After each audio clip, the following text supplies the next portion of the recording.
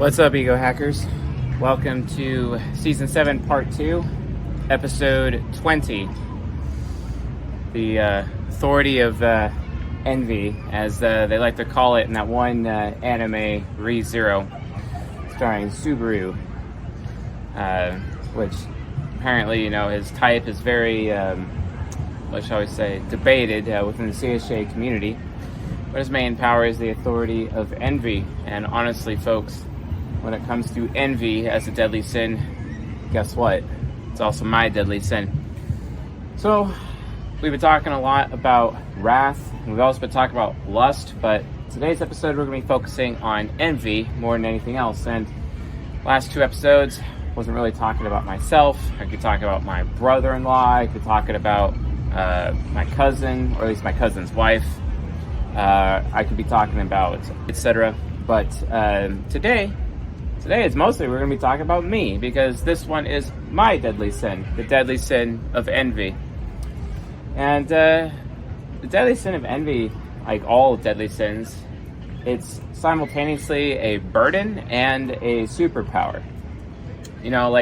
Just remember, when we're doing these episodes, this is not about, me making moral judgments on people's character, for example. I mean, obviously there's people out there who have the deadly sin of greed, but that does not necessarily mean that they're bad people because they're greedy. And as much as I could say, hey, I'm not a bad person because my deadly sin is envy. A lot of people struggle with envy. Envy can control their life. But for me, it's something, it did control my life, I'll have to admit it. It's a huge problem in my life for many years. But now it's like a superpower. It's something I've been able to figure out, twist around, use it to my advantage as a person. And a lot of people end up struggling with that. Because where exactly does envy come from? Really, basically means lack of desire in one's own life leads to bitterness. And honestly, you probably won't find anyone who's more bitter than me. I mean, let's be honest.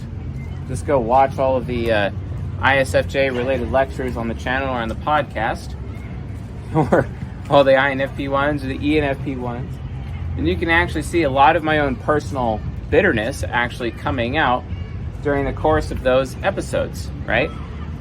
And, a lot of people have a hard time with that. But here's the difference. I'm choosing to be honest. It's a superpower, right? Because here's the thing, I get extra feeling child. I actually care about people. I heavily care about people, but I care about them enough to tell them the God honest truth, the blunt truth, the truth that, yeah, I'm stabbing them, yeah, I'm criticizing them, yeah, I'm making them hurt. But the reality is that I'm also making them better. I'm giving them an opportunity to allow them to let go of their ego investments so that they can improve and become a better person. Why do I do this? Because throughout my entire life, I've had people out there do the same to me. Criticize me constantly, destroy my ego investments. My INFJ mentor did this to me. My ESTP mentor did this to me. The ENTJ mentor before him did that to me. The ENFP mentor before him, which in my opinion is the first of my four mentors in my life, all about tearing down my own personal sense of entitlement, leading me away from depravity and towards a direction of personal responsibility, right? And all it took was God honest truth. You know what I'm saying? So if you think about it, someone with extrovert feeling child ends up having to utilize a lot of courage to be able to actually talk about these things on a regular basis. Because guess what? I'm just going to alienate myself by telling you the truth, right? Which happens on a consistent basis. Just alienating myself. Well, that doesn't exactly help. Doesn't exactly help the bitterness. Because here's the thing. Who actually wants to be criticized? Who actually wants to be held accountable for their actions? I mean, I do. I want to be. Because I don't want to go through life as someone who's ignorant. Okay? I don't want to be ignorant. Because the only thing I truly know is that I don't know anything. Yes, I'm quoting Socrates when I say that. But the reality of the situation is, I don't actually know anything. But then again, nobody else does know anything either. Let's be honest. And this could be a problem. be a problem for a lot of people. But honestly, it's a huge problem for me. It's also a huge problem for ISFJs, because we have this thing where we actually believe it's our duty, it's our actual duty to help other people by telling them the God-honest truth, even if it alienates ourselves in the process. And do you think that's going to leave us in a situation where people actually want us to be around them? Do you think that we're actually going to feel wanted after we're, engaging in that courageous act of telling someone the truth? No. People don't want us. So it creates this consistent lack of desire for us in our life. A lack of desire among other people that are close to us or people who are in our life. And based on that lack of desire, they don't want us to be around because they don't want to be told the truth. They want to keep their ego investments. They want to stay ignorant. They want to be plugged into the matrix, right? And so because of that, no one wants us. And you know what the byproduct of that is? Bitterness. It actually makes us pretty bitter over time. It's also an extremely hard pill to swallow when we read How to Win Friends and Influence People, right? By Dale Carnegie. And chapter 1 is Don't Criticize Other People. It's also a really hard pill to swallow when I start talking about FI heroes, especially INFPs, and I start saying like, hey, don't criticize them. You guys got to understand, and like the content that I produce for the channel and on the podcast, like I'm really talking to myself at the same time. I'm not immune to cognitive projection here. I project myself onto others all the time, just like everybody projects themselves onto others all the time, right? So if there's all this projecting going on, yeah, it definitely applies to me. I'm not trying to sit here on my high horse and tell you like, hey, this is how you need to live your life, because it all applies to myself, And after a while, you come to realize that, bitterness ends up becoming a choice. And just because it's so easy for me to cause other people to not want me anymore, then I have to really actually start thinking, especially with my FE child, but really start thinking with TI parent, are those people like actually worth it to be in my life? They're not going to listen, And then if I'm around those people, they start making bad decisions because they're choosing ignorance over the truth, which then just ends up potentially creating burdens and messes for me to have to clean up for them later, especially since I'm so easily obligated by people. And then when it comes to like being around abusers, right, I end up getting Stockholm Syndrome and I start enabling the abuse, and it creates this endless downward spiral over and over and over. And that's not how I should be living my life, right? It actually inhibits me from having boundaries. So oftentimes, I need to make sure that I'm going out of my way to make sure that I'm choosing to not be bitter. And instead of being bitter, it's like, hey, maybe that person shouldn't be in my life anymore. Maybe I should give myself permission to establish boundaries and enforce boundaries in my life, right? Took me a long time to do that. A very long time to do that. Honestly, I didn't start doing that until, taking that real seriously until about 3 years ago. Well, a little bit more than 3 years ago. 3.25 years ago, specifically.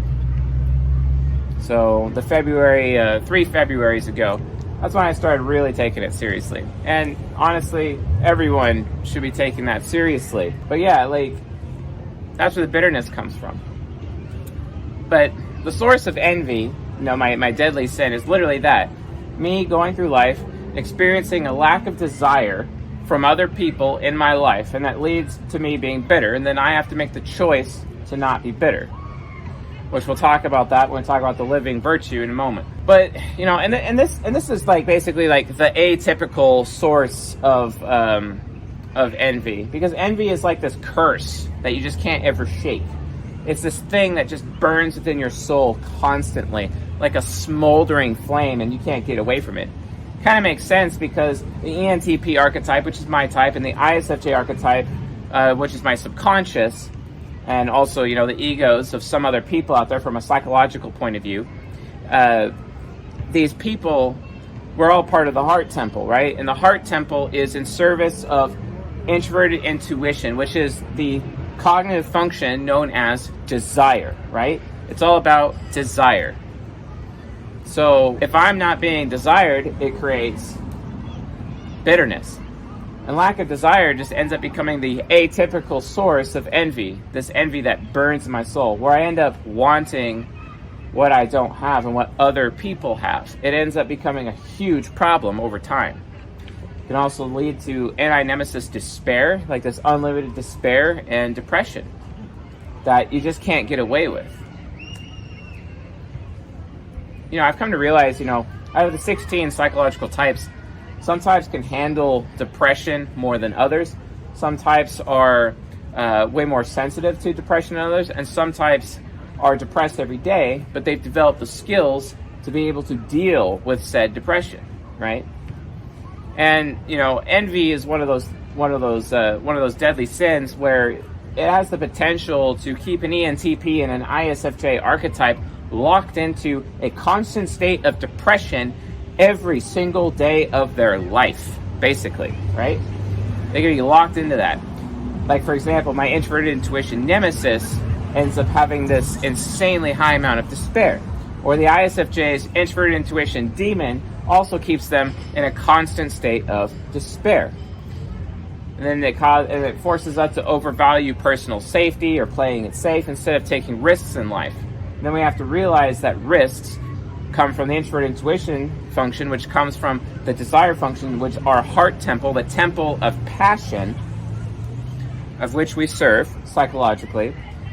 So we're part of the heart temple, and because of that, if there's a lack of passion in our life or something that we're not passionate for, the opposite of that is that it just leaves us in a constant debilitating state of despair until such time we actually develop the coping mechanisms to deal with said despair, which we'll talk about in a minute. But it's like this constant never-ending curse. I go around in my life, right?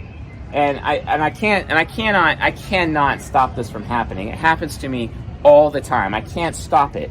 But it's basically like, hey, if I observe other people who they may not actually be happier than me, but even if they just look happier than me, I burn with envy.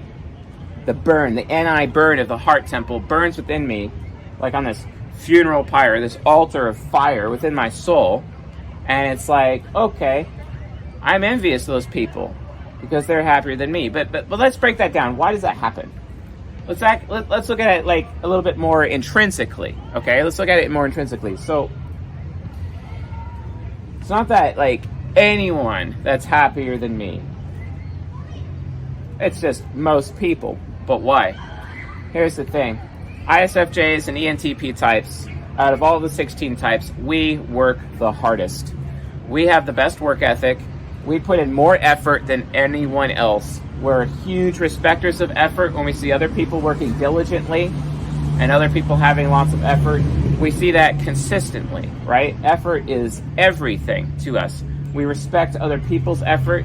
We want other people to respect our effort because, we're projecting our work ethic onto other people. We also want people to see our work ethic and respect our work ethic and appreciate our work ethic.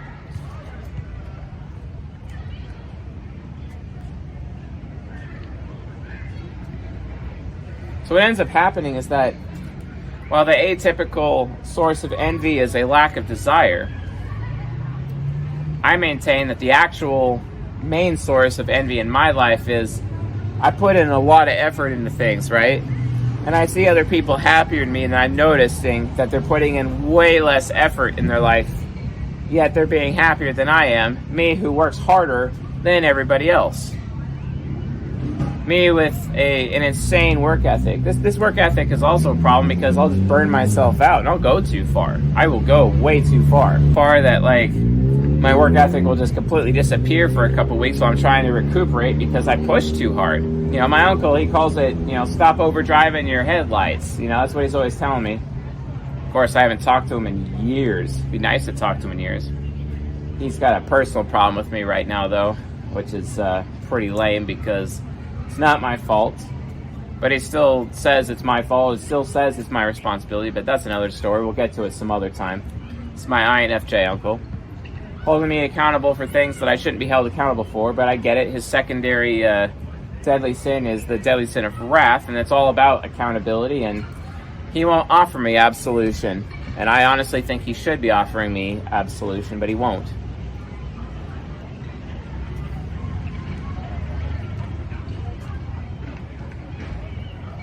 It's pretty sad. Pretty sad overall. Anyway, so envy becomes a problem oftentimes.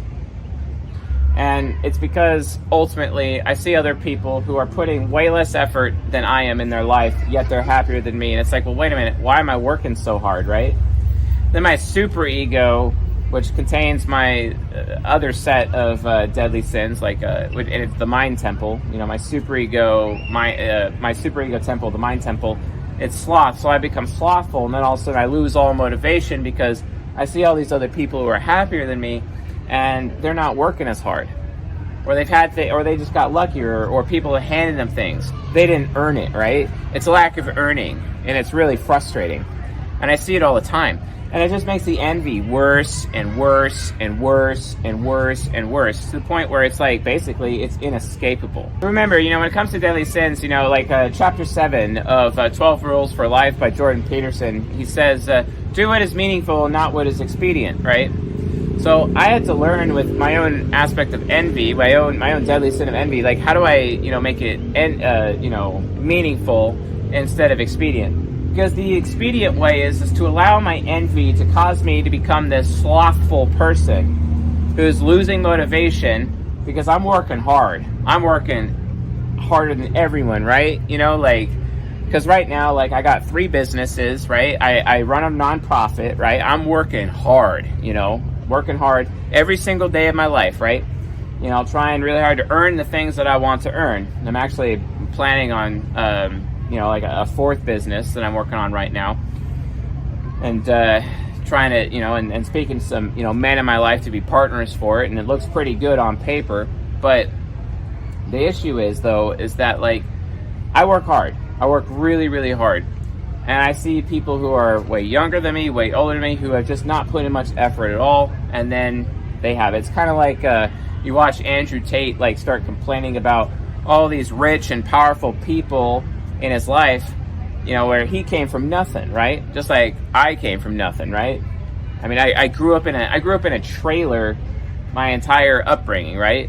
And I basically got kicked out when I was 18, and I dealt with homelessness a lot in my young adulthood, and then all of a sudden, I've made it. I've gotten to this point, and Andrew Tate, for example, he's another ENTP. He also had a really tough upbringing. Now he's a multi-millionaire, on track of becoming a billionaire, for example, going in that direction, right?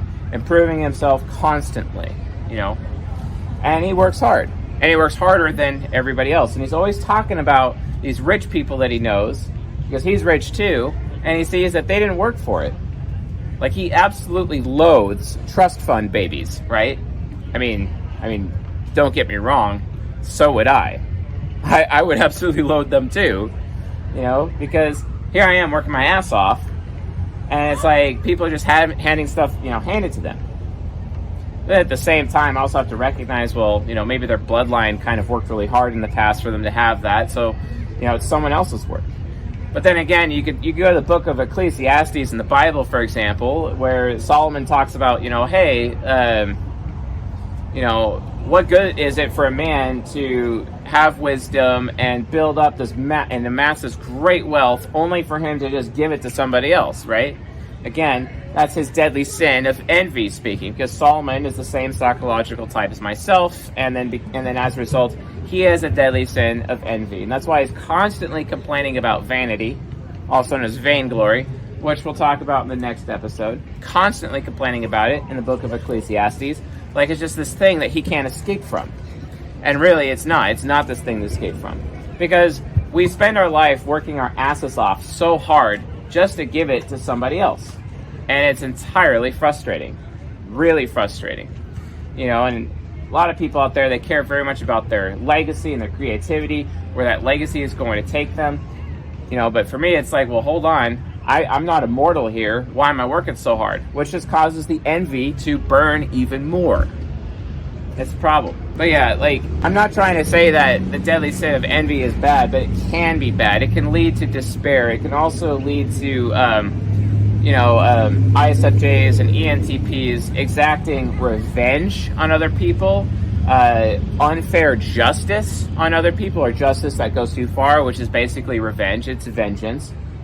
We can be very vindictive people as a result, right? Because we'll end up punishing other people who have not put in as much effort as us. That's one of our biggest hang-ups, and that's how the deadly sin of envy can ultimately become a bad thing. But it can also become a very good thing. Because let me tell you something, folks. My deadly sin of envy is why I get up in the morning every single day. Because the more envious I am, the harder I work. The more envious I am, the more effort I put into things. So it ends up becoming like this unlimited fire of motivation. It is the source of my work ethic. It's funny because my dad, my whole life, told me that I was the laziest mother effer ever, that I would never actually get anything done. He was constantly berating me in very cruel ways about how I had no work ethic. And the only thing that he cared about was whether or not I had a work ethic. So he would send me on these tests and constantly test me on a regular basis just to build work ethic. Thing is that he kind of took it too far most of the time, and that was pretty rough. But and it's funny because oftentimes as a child, my excuse for not having work ethic, well, that's unfair, right? That's unfair. It's funny because people like me, when we're young, and ISFJs, ENTPs, ISFJs, we complain so much about life being unfair, but then after a while we start to appreciate that life isn't fair, and that's when we have our living virtue of compassion, which I'll talk about shortly. But where does envy ultimately come from? What's driving us to envy? What's driving us towards compassion? What's driving us towards this deadly sin and this living virtue in our life? Well, everything. We want everything. We want everything in life. Just like Solomon wanted everything in his life, and he got everything. His net worth was well above $2 trillion. He had this 1,000 woman harem. He was the wisest man on the earth. Everyone came to him for advice. He built temples, he built churches, he built gardens, he built huge armies, siege weapons, invented some new things, brokered peace deals, had $2 trillion worth of solid gold in his coffers. Okay, this guy was the man, right? He utilized his deadly sin of envy to create motivation in his life in order for him to gain everything. And he gained all things as a result. And that's where he got his success, because it's ultimately everything. But what is it? What is the actual origin of envy versus compassion? What's the origin? The origin is satisfaction, also known as what we've been calling the vehicles. We just call them origins now. Because when a person, is going to behave enviously or they're going to behave compassionately, it all stems from satisfaction. Solomon wanted to be satisfied, and he spent his entire life trying to satisfy himself, only for him to realize that it's impossible for him to be satisfied because all of his hard work will just be enjoyed by another who didn't actually work for it, who didn't actually earn it.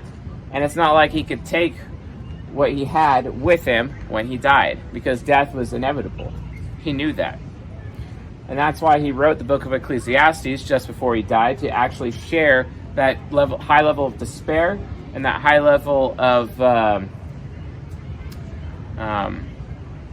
he's basically in mourning, complaining about the vanity of life, because it's all worthless. Why did I work so hard? See what I'm saying?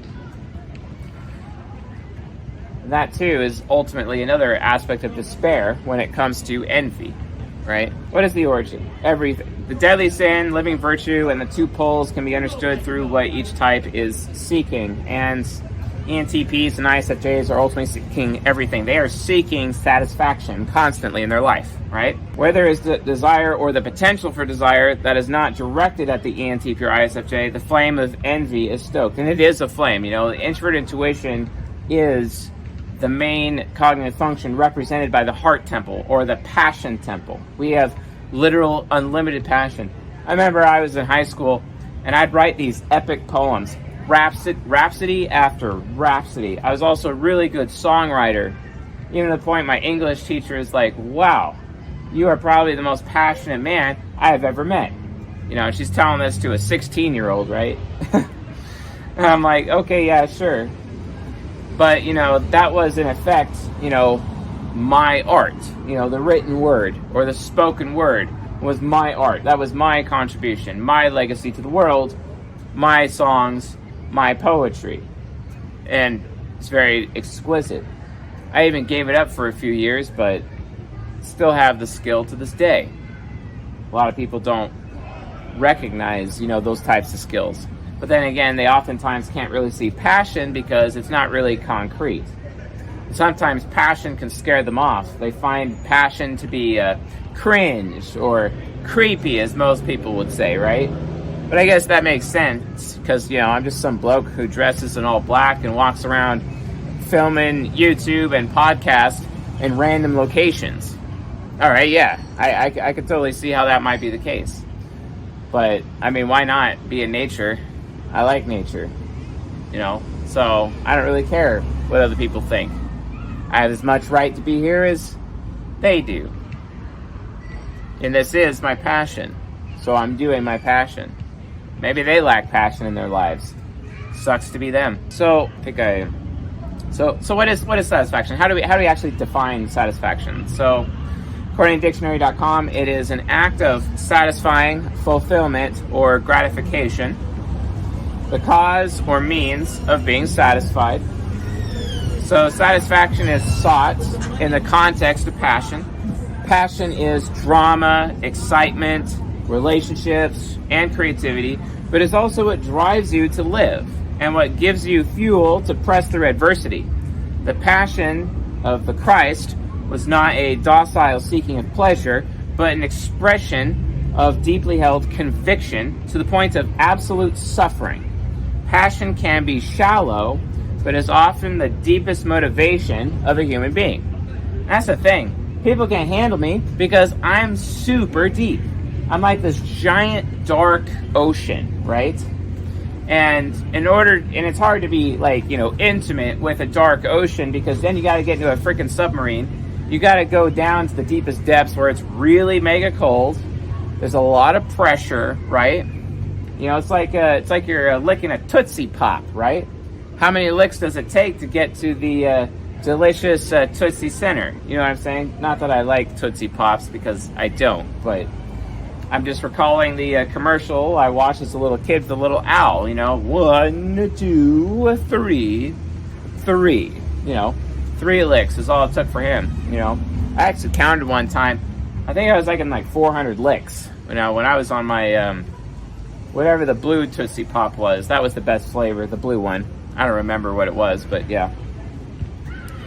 So yeah. So ENTPs and ISFJs, by default, we feel empty of desire. We want to be filled by other people's desire and desire for us. That's what we want. And oftentimes, this is one of the reasons why our seductive style is often the coquette, which is like this crazy cat and mouse game, etc.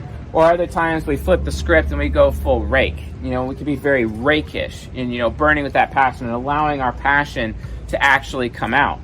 The problem is that kind of passion in today's society is actually something that is entirely rejected. That kind of passion would have gotten somewhere when it came to the troubadours in the old days, or or the bards of the days of old. Back in I don't know if you guys ever seen that movie Ever After, but it would have been in that time period basically. Also, Ever After is a great film. It's like a proper Cinderella, if you guys actually enjoy Cinderella. So yeah, they're seeking to be filled with desire, just as Steve, to be filled, to be filled with water, life will make them bitter by default. And without passion, their ability to endure will take them to the dark place. To dark places. So satisfaction for ENTPs and ISFJs can be expressed internally and externally, but ENTPs and ISFJs are seeking the external vehicle of the other dyad in the heart temple. And this is basically like, INTJs and ESFPs, they want to be revered. Their vehicle or their origin is the origin of reverence, right? They're all about trying to be revered. Reverence is everything to them. It's because their deadly sin is vainglory. But another way of looking at reverence is just a very deep level of respect and regard, okay? And if someone is providing me a deep level of respect, because it's got to be really deep, because I'm deep, because like Expert Intuition Hero is like this gigantic dark ocean, right? And they're this for example, INTJ being NI hero, burning with the fires of 1,000 suns, descending upon the dark ocean, turning the dark ocean into steam, which leads to clouds, and then the heat hits the clouds, leads to electricity because of the friction being caused, and it causes lightning storms, it causes rain, and then rain falls down upon the earth, and that creates life, right? It literally is the water cycle. And that's what the heart temple is all about. Our creativity within the result, the outcome of the heart temple is when our creativity, when our passion literally leads to the creation of life itself. The actual process of creating life. We're not the input. We're not the output. We are the process. And without the heart temple, life can't be created without the process that creates life. That's where it comes from. So, having that deep respect, if someone has deep respect for us, that means they actually want us. That means they are burning with that fire of 1,000 suns, and they're creating life with us, or we are doing life together, basically. That's what it's all about. That's what it means to be in the heart temple. That's why passion is so important and so relevant to us in our life. Extremely relevant. Let's look at one more time like what the essence of envy actually is, before we move on to the living virtue. So what is envy? Let's get to the actual definition here. A feeling of discontent or covetousness with regard to another's advantages, success, possessions, etc., or an object of such feeling. Her intelligence made her the envy of her classmates, as an example. Envy has two sides. You can envy someone else, or you can desire someone else to envy you, right? ENTPs and ISFJs usually chase lives that they believe other people will be envious of. And they were envious of the same people who motivated them to chase something in the first place, right? So I would have to admit that I'd be pretty envious of Andrew Tate, for example, or Ryan Holiday, right? David Goggins. And you're like, well, wait a minute. Why would you be envious of David Goggins? His past is horrible. His horrible suffering made him the man that he was today. Well, guess what? I have a very similar story.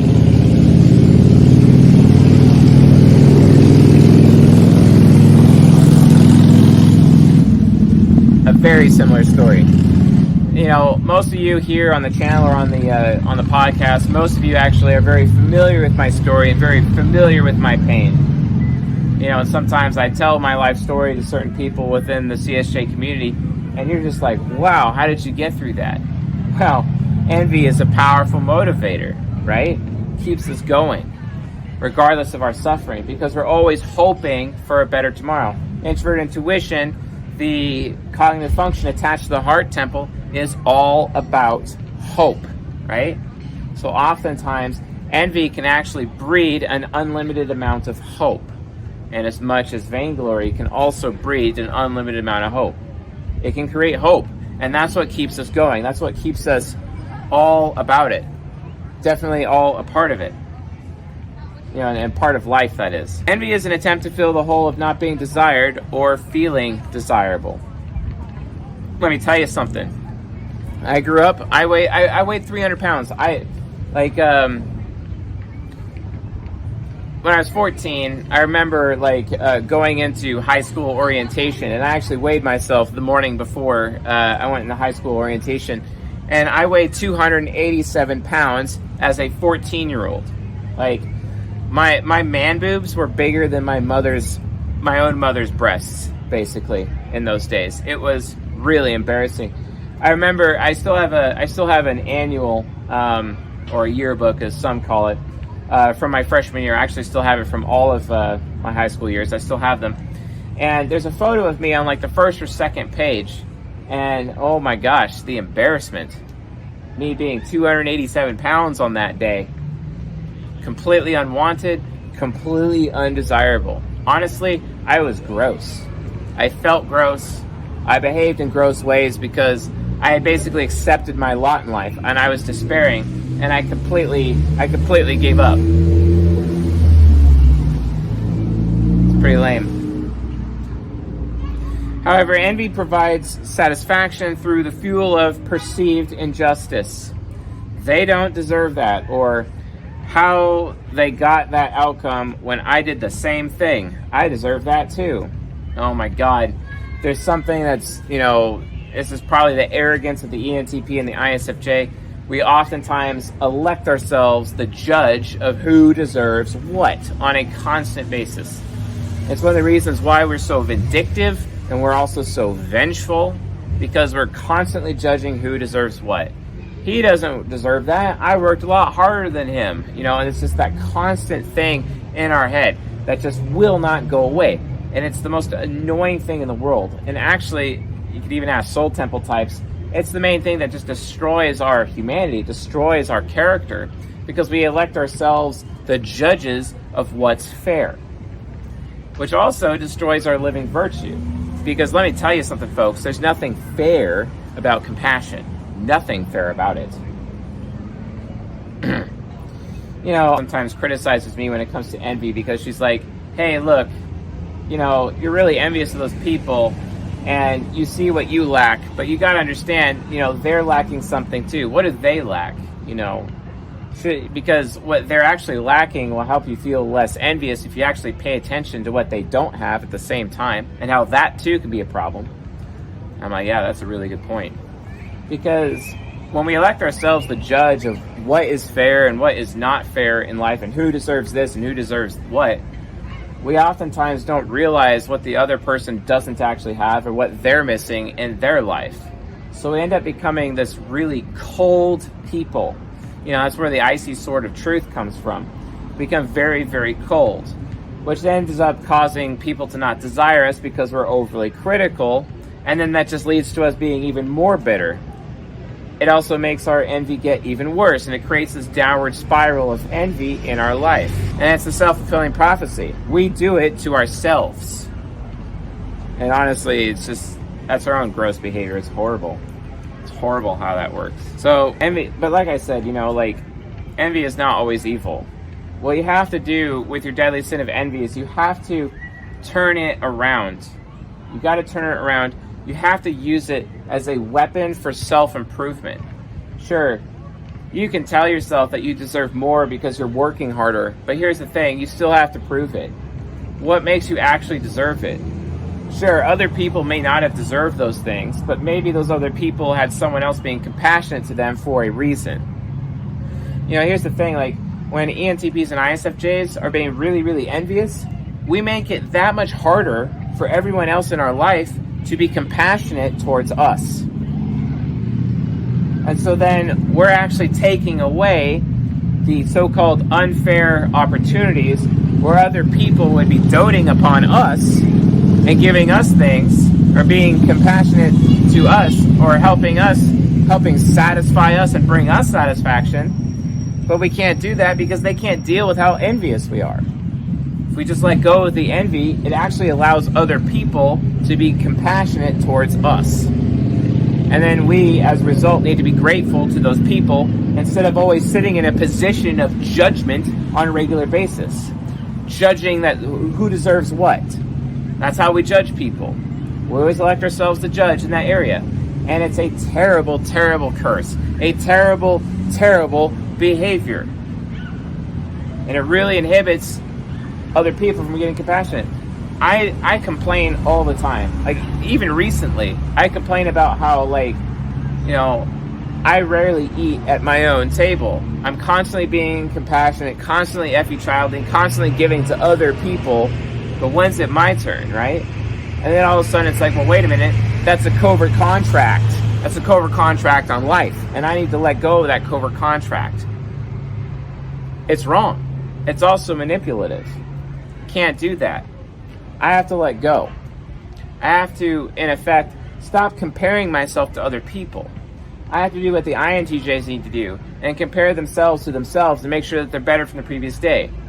And it's that realization, by using vainglory, where I realize that I have to get to a point mentally where I revere myself. And by revering myself, by engaging a little bit in my secondary deadly sin of vainglory as part of my INTJ and my ESFP side, I have to realize that, like, if I'm not content, if there's discontent in my life, if I'm unsatisfied, it is my responsibility and nobody else's responsibility. Which means I need to make sure that I'm working hard and I stay working hard until I reach that level of satisfaction. But it's no one else's job to do it. I also have to recognize that, you know, no one actually deserves anything. Because the reality is that human beings, the only thing human beings really actually deserve is death. And the only fair thing about life is that life isn't fair. Because if life really was fair, there'd be no room for love, there'd be no room for compassion, and even beyond that, there'd be no room for passion itself. The heart temple wouldn't exist, which means life wouldn't exist, which means life cannot exist in a fair world, because a fair world only brings death. So the only thing fair about life is that it ends, is that it's death. Death is actually the ultimate equalizer. It is the ultimate fairness. The fact that we're alive means that life is unfair. And now I'm going all philosophical here, but that's the reality. That's the truth. The only thing unfair about life, well, life is unfair so that life can exist. If life was fair, there would be no life. It would be just death. Because once you reach death, then everything's fair. Think about that. The heart temple is the engine. It is the process for life to exist. The heart temple and the flames of the heart temple is ultimately what keeps death at bay. But here's the thing. If we start electing ourselves the judge of who deserves what, or what's fair, we're actually bringing death in people's lives. We're destroying their opportunities. We're actually taking away their future. We can't do that. We're actually destroying other people's futures. We're taking away their choice. We are taking away their freedom. We are literally taking their lives away. We are putting people to death with our envy when we elect ourselves the judge of what's fair and what's just. Who deserves what? And it's wrong. Binary expressions of envy. So, malevolence and fanaticism. Malevolence is the shadow pole of the origin satisfaction in relation to the deadly sin of envy and the living virtue of compassion. And then the aspirational pole is fanaticism. So let's look at the shadow pole of malevolence. This is where, we can get really vengeful, right? So the first pole of malevolence, which is defined by the quality, state, or feeling of being malevolent, ill will, malice, hatred.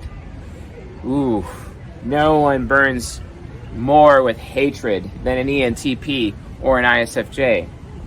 A lot of people don't understand why I make the claim that Adolf Hitler was an ENTP.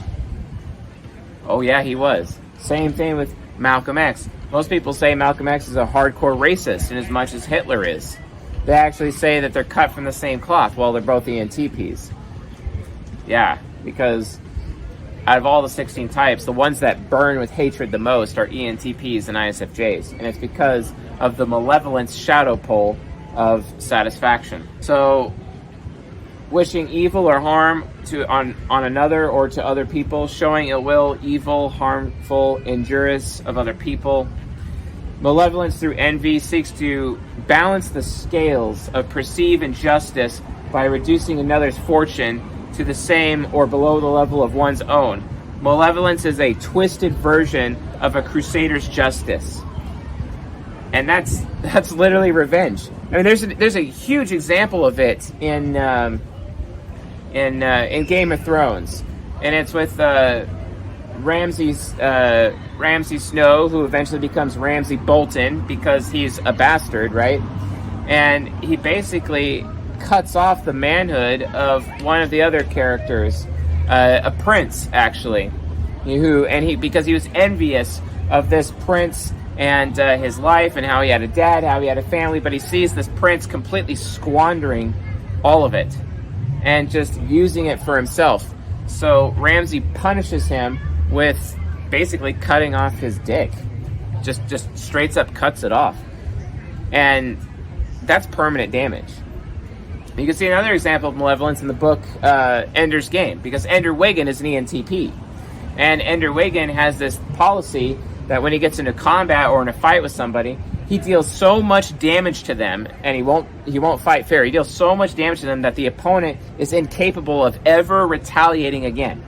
That is permanent damage, which is why Ender Wiggin ends up committing xenocide by the end of the book and completely annihilates an entire race of people. Completely annihilates them. They no longer exist. And then by the time he realized what he's done, they're all dead. They're completely gone. He completely destroyed their homeworld. And then he ends up devoting his life to try to fix that. He spends the rest of his years trying, because he found like an egg or of a queen in hopes to bring that race back to life. And he ultimately succeeds. And he works with the Hive Queen to bring back the Formic race, which he does on a planet. I think he called, I forget what the planet was called. Starts with an L. It's almost similar to Lithuania, but that's not what it's called. And then all of a sudden humanity comes to, kill everybody there. Again later, and he has to defend them, from another xenocide, right? Because he committed xenocide. Because that's how much hatred is contained within an ENTP and an ISFJ when they elect themselves the judge. And because of their malevolence. That malevolence that causes them to deal permanent damage. Like for example, if there's an enemy that I have and I really, really, really hate them, I would never think of murdering them. I would chop off their arm, chop off their leg, or take away a limb, so that when they are missing that limb, they always remember that it was me that did it, and I will haunt them through that lost limb for the rest of their existence, right? That's how far malevolence goes when it comes to the deadly sin of envy, folks. Because we are projecting our unsatisfaction on other people such that we are holding those people responsible for the lack of satisfaction in our lives, when at the end of the day, we just have to get to the point where we accept the truth. No one actually cares about us. No one. Thus, because of that, it's our responsibility to become satisfied. It's our responsibility to become better. It's our responsibility to build ourselves. It's our responsibility to work hard and, in effect, earn that satisfaction. Instead of just being envious of other people, we have to put in the effort. And if we're not willing to put in that effort, what do we end up doing? We punish everybody else. We punish everybody else instead of taking that responsibility. When you're so envious, you should use that motivation as self-motivation to do better yourself instead of blaming everybody else for their success because you're not success. Because you imagine everyone else's success is what's getting in the way of your own success, which is 100% false. That's false. That's a lie. The other pole, the aspirational pole. Fanaticism. fanatical character, spirit, or conduct. You guys think I'm pretty fanatical about psychology? Think about that. Fanatic also means motivated or characterized by an extreme, uncritical enthusiasm or zeal, as in religion or politics. Fanatical comes from the Latin word fanaticus, which roughly translates to inspired by God. ENTP ISFJ can feel self-glorified based on the object of their fanaticism. Envy expressed through fanaticism seeks satisfaction through fanatic loyalty to the object that is envied. So it's also like the quick, easy route. Remember what we're talking about? Do what is meaningful, not expedient. Well, it's expedient to punish other people through malevolence, but it's also expedient to put our faith into the wrong thing. You know, I got sucked into the many multi-level marketing things, schemes, pyramid schemes in my life, be it Amway, Advocare, 5 Links, ACN, you name it. I've done it. And they took advantage of my envy because I was envy of other people's success. And they're like, here's the pathway to success I followed. You can do it too. Can't do that. Not going to do that. And so as a result, I was taken advantage of by those people. And I had fanatic loyalty for those things. I also had fanatic loyalty for church, because I was raised to believe that I would have success in my life if I followed biblical teaching or biblical principles. You know, I am a pastor's kid after all. I am a biblical scholar. I could actually become a pastor of a church if I wanted to. I have no desire for that whatsoever. But I was so deep into the church, so deep in volunteering, so deep into, being all about church, that I ended up wasting my life. And it never actually brought me any satisfaction. It was actually just a curse in my life. And these people were actually taking advantage of my compassion, which was really annoying and set me back many, many years. One of the worst decisions I've ever made in my life. And this was just before I was homeless for a very long time. I got suckered into giving my life savings basically to a church, much to the chagrin of my ex-wife. God, I was so stupid. I regret it. And she still holds me responsible for it to this day. And you know what? I don't blame her. I really don't blame her. And I was definitely taken advantage of. But I was so like in there. I was so like because my fanatic loyalty became a problem. Literally because of an ENTP's fanaticism. And sometimes, it's so funny, like you watch an ENTP, they're always talking about this book that they're reading or this person that they're following. And ISFJs do the same thing. Like, we'll go from church to church to church, or we'll go from author to author to author. We'll move from cult to cult to cult. And we'll join these leaders and see these leaders and be fanatic loyal to those leaders until we basically use them up, or we've learned everything we could learn from them. Then we move on. And then eventually later in our life, we create a fanatical following. This is why ENTPs are oftentimes accused of being cult leaders. Well, guess what? ENTPs, out of all the 16 types, are the most likely to become cult leaders. So that criticism is actually valid. It's valid. Watch out, folks. Watch out. It all comes from the aspirational pole of fanaticism when attached to an ENTP's desire to reach satisfaction in life. That's where it comes from. I mean, look at Malcolm X. He did the same thing. He was literally trying to convince African Americans to leave their homes and all go up to the state of New Hampshire and take over New Hampshire. Have a black governor, black senators, black congressmen and women. An entire black society just for them, and make it all about them because no one else is going to be about them. And he was against the integration that Martin Luther King was preaching, because Malcolm X is like, if you go for integration, we're going to lose our entire black culture, and our black culture will always be under assault in America, and not just by white Americans, but also Latin Americans. It doesn't matter what the color of skin or what your nationality is, but it will always be under assault. And he used the massacre in Tulsa, Oklahoma, in the early 1900s, Black Wall Street, and that massacre when the Ku Klux Klan came and wiped them out. It's like we can't ever allow that to happen again. So this is Malcolm X using his aspect of fanaticism to raise fanatic loyalty among African Americans to go take over New Hampshire, because he knew it would be very easy. Well, the FBI shortly killed him after that. That's a pretty radical claim, but if you actually do the research, you'll find out that that's the case. There actually is a few people who confessed to that after a while. It's a huge problem. Huge problem. But that's how fanaticism ultimately leads to satisfaction. If you got your own crew, if you got your own gang, if you got your own Schutzstaffel, your own political party, right?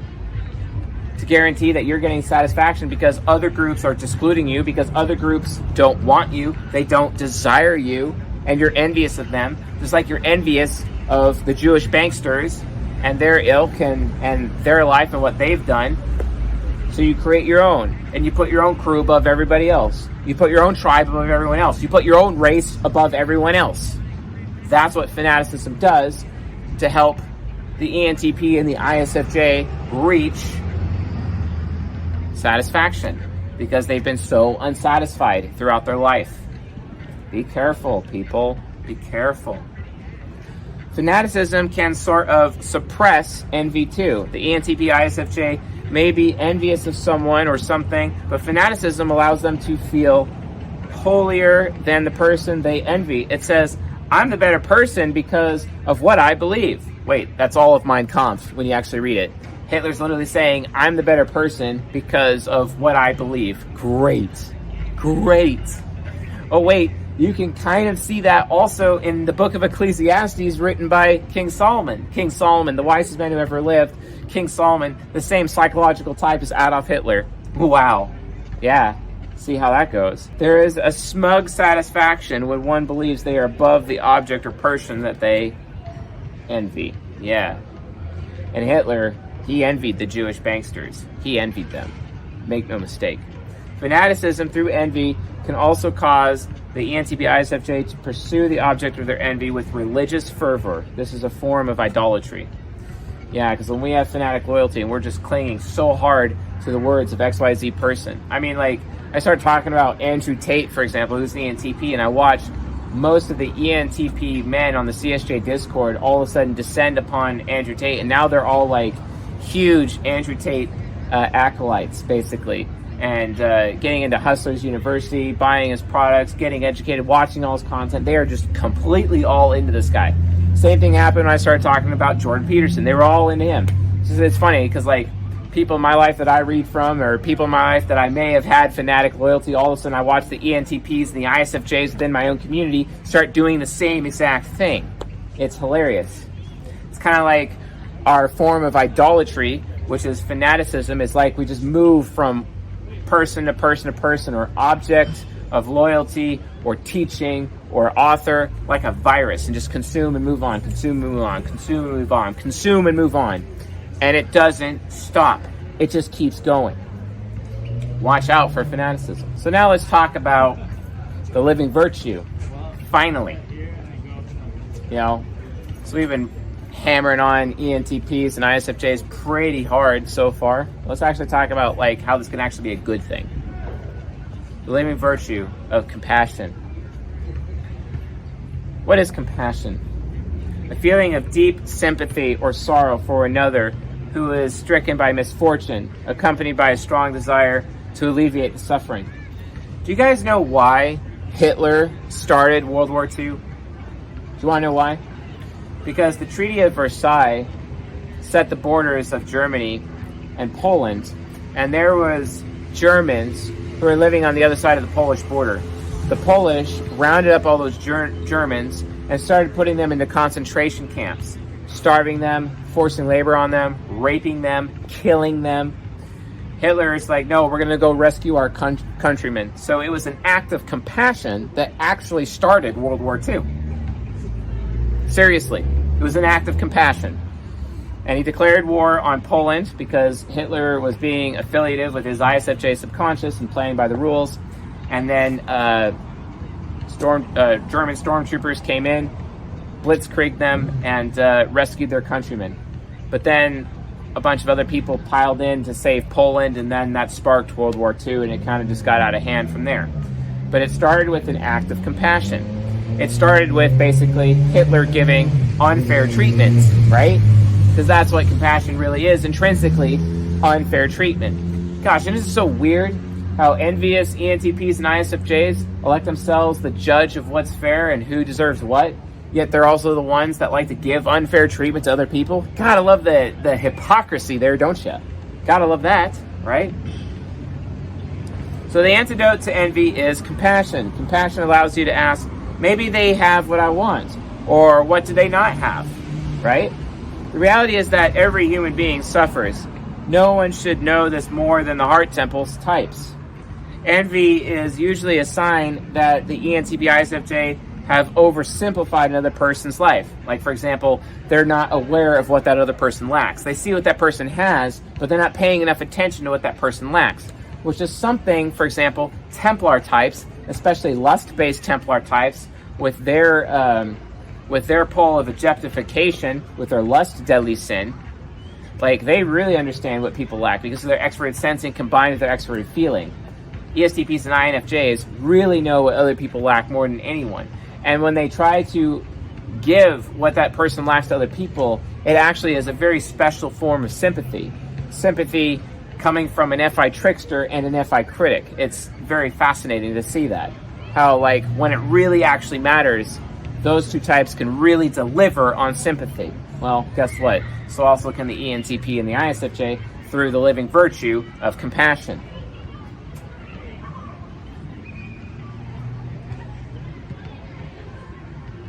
Compassion allows for the messiness of human experience to be expressed. Envy cannot easily survive when this messiness is allowed. Compassion probes for the pain, the places of pain, suffering, and dissatisfaction in other people's lives, and allows for understanding regarding the complexities of a person's trouble or successes. You know, after a while, I just came to realize that rich and successful people, most of them started with nothing. Most of them worked really, really hard. And then I stopped having this entitled point of view that they didn't actually work for it. I oftentimes thought rich people were just a bunch of jerks who didn't actually work hard for anything they have. But then once I started working really hard myself and then started reaping some of the benefits of my own success, I started to realize, yeah, they actually did work very hard. I need to calm down. So, expressions of compassion.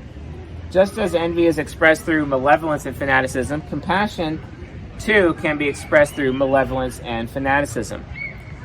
Malevolence. How is it possible for compassion to be expressed through malevolence? Hitler declaring war on Poland, for example. Oh my gosh. Use example,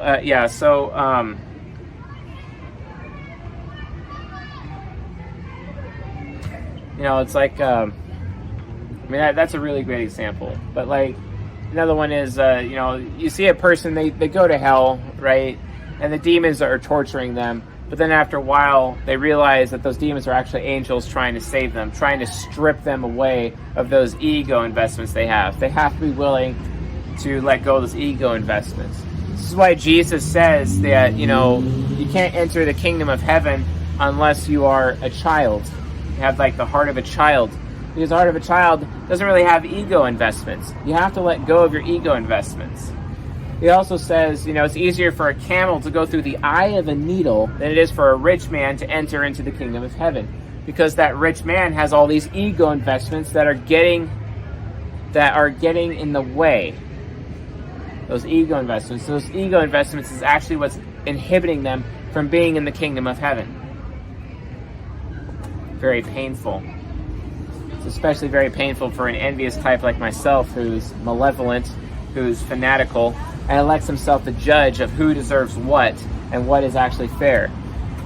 Only for me to realize that at the end of the day, that just means I'm another bringer of death and not a bringer of life. My passion is supposed to be directed towards creating life, not bringing death. It should not be the process that brings death. It should be the process that brings life.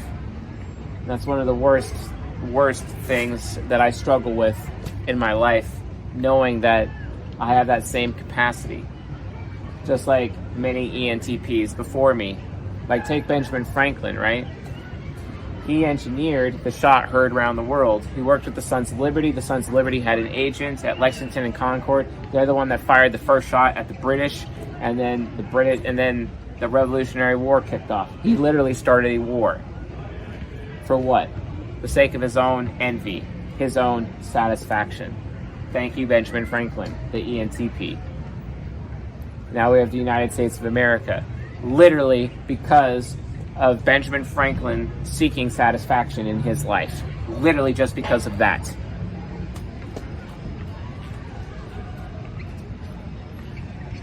So why does compassion always have to be soft and fluffy?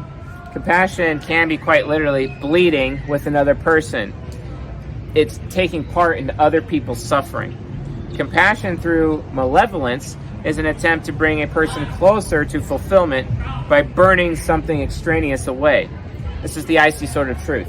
This is why ISFJs and ENTPs actually just tell the truth. They can be very blunt with people because they are in effect burning the lies away. We're the demons that torture other people, hoping that they realize that we're actually angels trying to save them from their own ego investments, save them from the shackles that keep them down in their life. This is why in Ecclesiastes chapter 7, verse 9, or it might be chapter 9, verse 7, Solomon literally says, quote, I actually have found something in this life that is more bitter than death itself, and that is the woman whose hands are chains and shackles, and whose heart is a prison, basically. That's why he said that.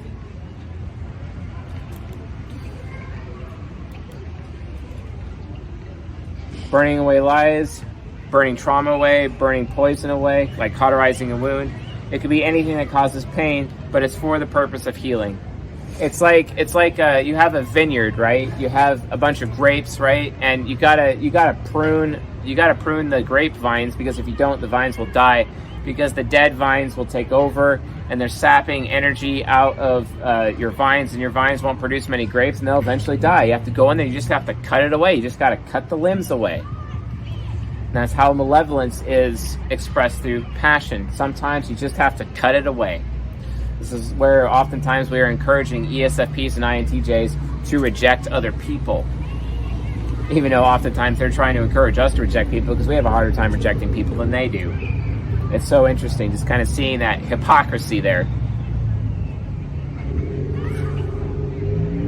The expression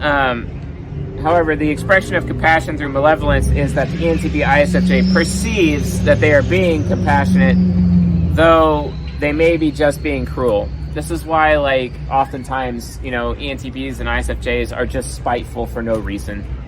And it's really where this malevolence shadow pole really shines, is basically in our spite. Sometimes we'll just do something for the sake of being a dick and for no other reason. It's just pure spite, and that's also a problem. Sometimes the greatest thing you could do for someone is light them on fire, watch them burn, and the ENTP ISFJ will still feel satisfied.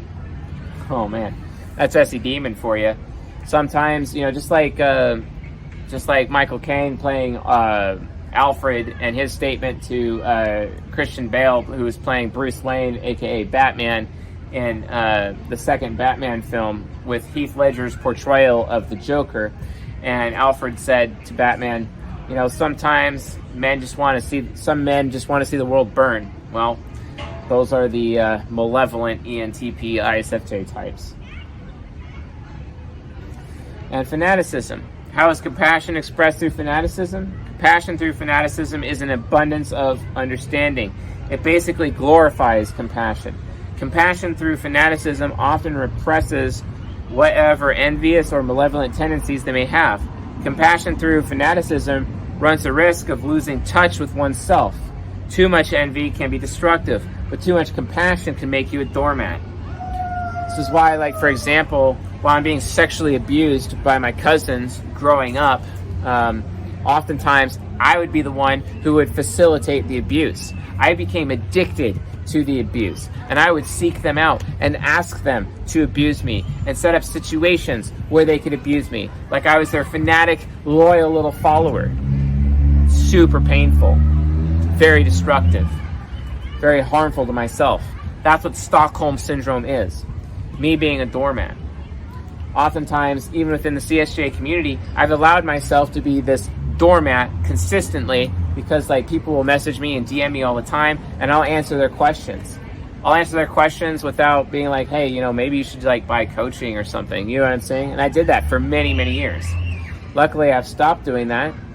ISFJs, ENTPs, we have a really hard time saying no, and it's because of our compassion. Another example of compassion was I didn't even monetize the YouTube channel until I got a certain amount of subscribers because it was just so important to me to get the content out of my head as soon as possible because I was in effect basically dying at the time because I had really bad autoimmune liver disease caused by Epstein-Barr virus combined by Helicobacter pylori overgrowth, and I didn't know it at the time, and I was basically dying, and it was very horrible. It was very scary. And since then I realized that irritable bowel syndrome is the main cause of that, and ulcers, so I don't eat FODMAP foods anymore, and it's mostly taken care of. Although sometimes it can rear its ugly head from time to time, depending on how stressed I am.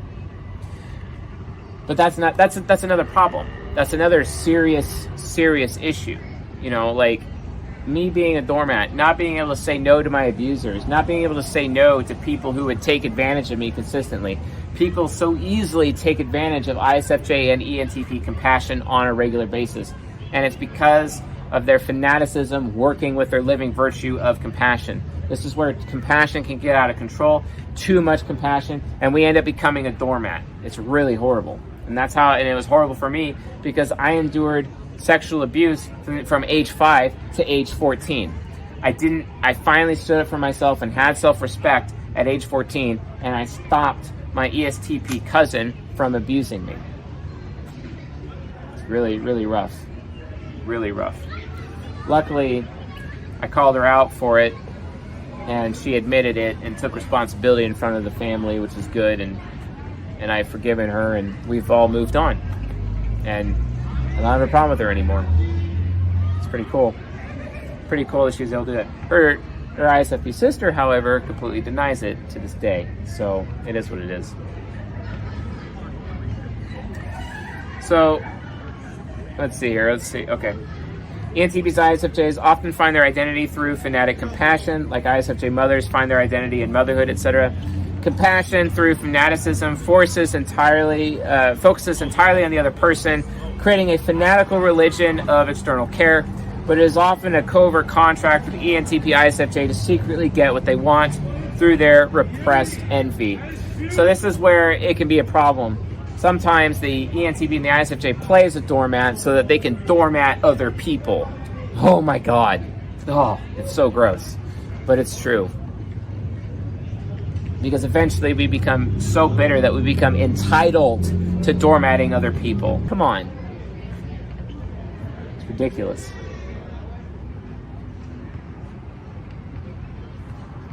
Anyway, the reality is, and the deeper implications, is that some envy is required for satisfaction.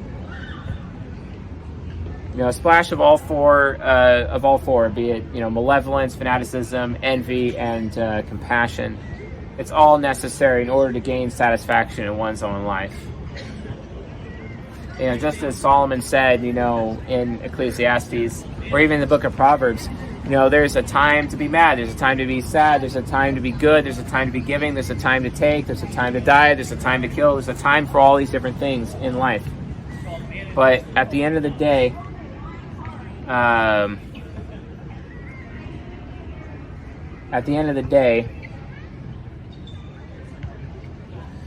it's really necessary to understand what the consequences are of all these behaviors within the ENTP and the ISFJ for the heart temple.